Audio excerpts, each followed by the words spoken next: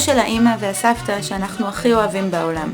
אצילית, חייכנית ואוהבת, חזקה, שנותנת ועוזרת לכולם. אמא שיודעת תמיד מה היא רוצה, שכולם נופלים שבי בקסמה, שיודעת לקום תמיד מכל המצבים הכי קשים ולהרים את כולם איתה. המלכה שלנו, המנהיגה שלנו, אמא שלנו, סבתא שלנו, האחת והיחידה שלנו. בערבות כורדיסטן נולדה הילדה הכי יפה בעולם, למשפחה מכובדת, ואב שהיה רב גדול וחכם שאותו אהבה וכיבדה המון. כשהייתה בת 10, תפסו מונית ספיישל, מעיראק למחנה יהודה ועלו לארץ. אביה מיד החל לדבר עברית עם כולם, ונעמי שהייתה כבר אז חכמה ותמיד פרקטית אמרה לו, למה לא לימדת אותי עברית כבר שם? משפחת חכם התיישבה בירושלים, ונעמי כבר בגיל צעיר מאוד התחילה לעבוד ולעזור למשפחה. באנו לארץ פה, שלחו אותי לעבוד. תקום באיזה ילדה בבית, תשמור עליה. שילמו לך משהו? תחצי לירה. מאז היא לא מפסיקה. ראיתם אותה פעם נחה? זוכרים תקופה בחייה שהיא לא עבדה?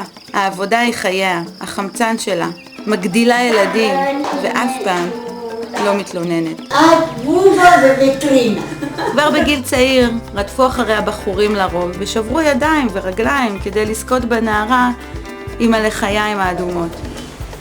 בעלי עוד שהייתי ילדה קטנה, צחקו עליי. מה אתה מתחתן עם ילדה קטנה? ניסה אותי פעם.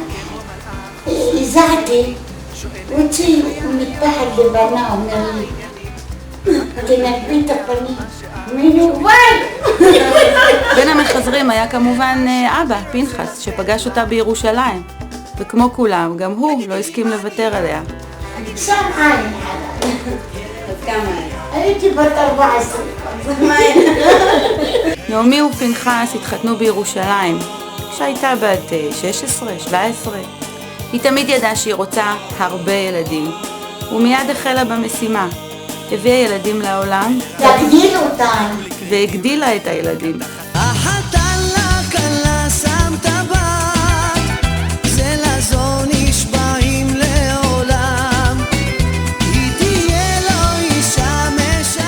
אני בוכה על מה שאלוהים לקח ושמחה על כל מה שהוא נותן, אמא אומרת. שאמא רוקדת היא הכי מאושרת.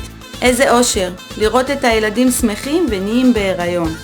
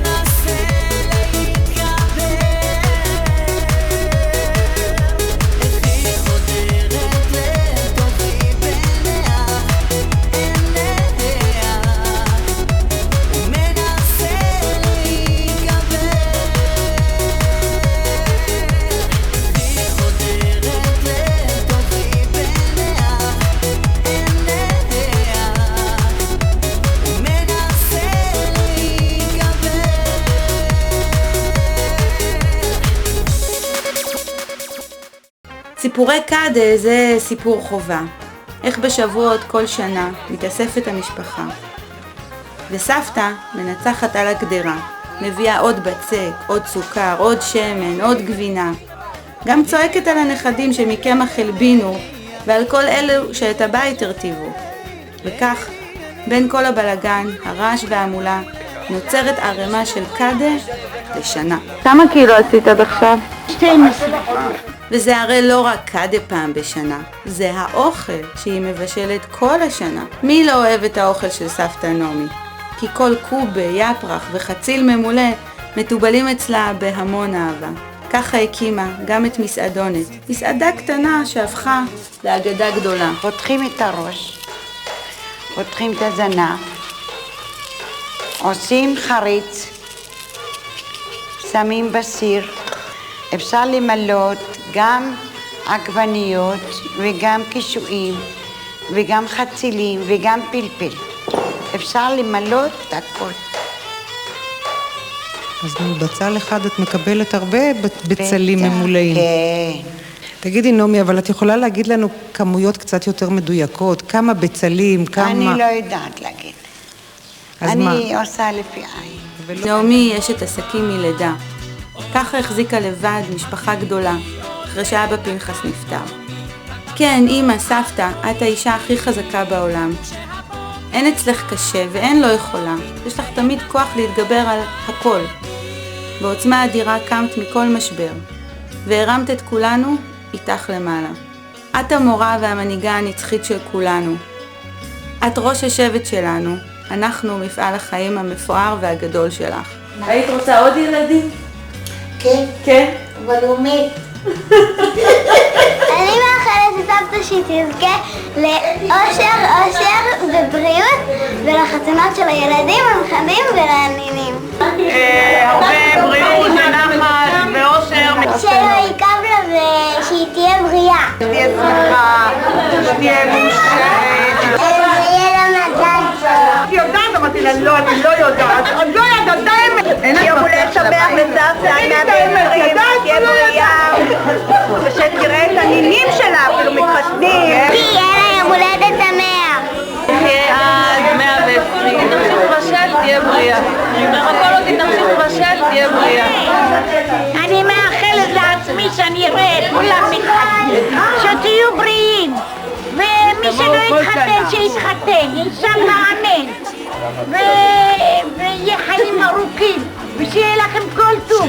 אז כל כן שירי תהילה נעמי, נעמי אני שלך.